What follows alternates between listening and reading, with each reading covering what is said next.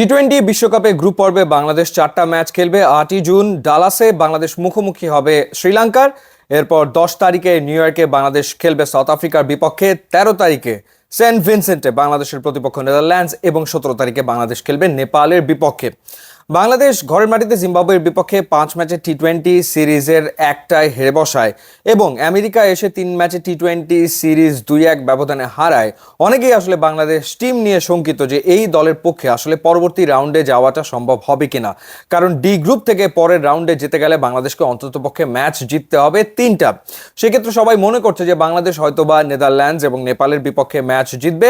South Africa বা শ্রীলঙ্কার যে কোনো একটাকে হারাতে পারলে সেই ক্ষেত্রে বাংলাদেশের পরবর্তী রাউন্ডে যাওয়ার সম্ভাবনা রয়েছে।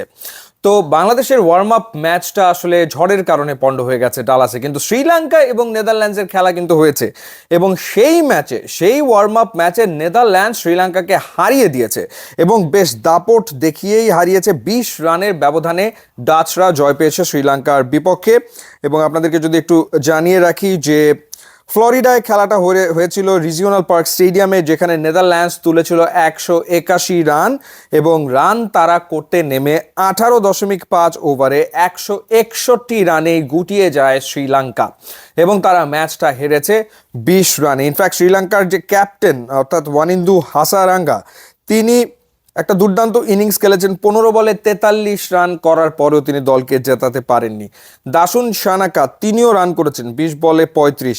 ধনঞ্জয় ডি সিলভা তিনি করেছেন 22 বলে 31 রান। তারা রান করেছেন ঠিকই, তারপরে শ্রীলঙ্কা কিন্তু নেদারল্যান্ডসের বিপক্ষে জিততে পারেনি। সুতরাং নেদারল্যান্ডসও কিন্তু কম শক্তিশালী প্রতিপক্ষ নয়। এই ম্যাচের রেজাল্টটা কিছুটা স্বস্তির কিছুটা অস্বস্তির। শ্রীলঙ্কা হেরেছে, বাংলাদেশ শ্রীলঙ্কাকে কেন হারাতে পারবে না? আবার নেদারল্যান্ড শ্রীলঙ্কাকে হারিয়েছে, সুতরাং বাংলাদেশের পক্ষে নেদারল্যান্ডসকে হারানো কিন্তু অতটা সহজ নাও হতে পারে। এবং লাস্ট টি-20 ওয়ার্ল্ড কাপের কথা যদি আপনাদের স্মরণ থেকে থাকে, যে ওয়ার্ল্ড কাপ হয়েছিল অস্ট্রেলিয়ার মাটিতে, সেখানে কিন্তু বাংলাদেশ এবং নেদারল্যান্ডসের খেলা হয়েছিল এবং সেই ম্যাচে বাংলাদেশ নেদারল্যান্ডসকে হারিয়েছিল ঠিকই, কিন্তু কষ্ট করে 9 রানে বাংলাদেশ সেই ম্যাচ জিতেছিল। সুতরাং এই ডি গ্রুপ একটা কঠিন গ্রুপ কিন্তু হয়ে গেছে এরই ভেতরে, যেখানে আসলে বোঝা মুশকিল যে কে কার সাথে আসলে কেমন করবে। টি-20 ক্রিকেটে এমনি বড় দল ছোট দলের গ্যাপ কমে যায়, সেই ক্ষেত্রে খুব ইন্টারেস্টিং গ্রুপ এটা।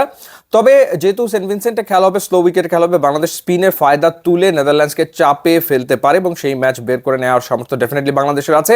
তবে সবচেয়ে ইম্পর্টেন্ট হচ্ছে শ্রীলঙ্কাকে প্রথম ম্যাচেই আসলে ভরকে দেওয়া বা প্রথম ম্যাচটাই জিতে নেওয়া ডালাসে।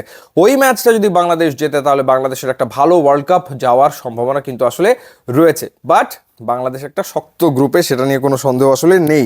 এবার আপনাদেরকে জানিয়ে রাখতে চাই যে স্বাস্থ্য সুরক্ষায় আপনার পাশে আছে কেজিএন মেডিকেয়ার লিমিটেড। দ্রুত ও নির্ভুল স্বাস্থ্য পরীক্ষা এবং বিশেষজ্ঞ চিকিৎসক বৃন্দের মতামতের ভিত্তিতে আপনার স্বাস্থ্য সেবার দায়িত্ব নিচ্ছে কেজিএন মেডিকেয়ার লিমিটেড। অবশ্যই নিজের খেয়াল রাখবেন। ইউটিউব ইনস্টাগ্রাম লিঙ্ক দেওয়া আছে, যোগ দিলে খুবই খুশি হব। And thanks for watching.